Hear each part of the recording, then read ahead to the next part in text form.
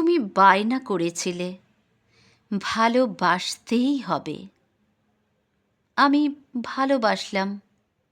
সব কিছু উজাড় করে দেওয়ার পর আমি যখন বায়না করলাম থেকে যাও, ঠিক তখনই তুমি আকাশের মতো রং বদলালে।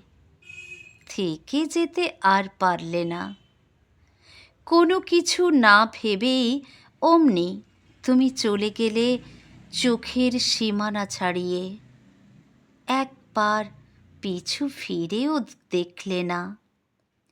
আমার হাসি, আমার কান্না, সব কিছুই যে তোমায় ঘিরে ছিল, সেই তুমি চলে গেলে।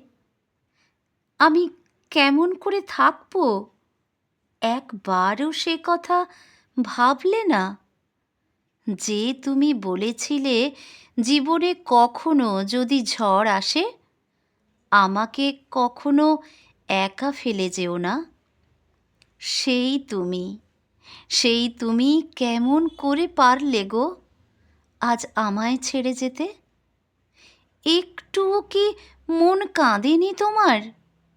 যে তুমি আমায় হাসতে বায়না করতে, জড়িয়ে ধরতে বায়না করতে, সেই তুমি আজ কেমন করে তোমার হাত ধরে থাকার অধিকারটাও কেড়ে নিলে?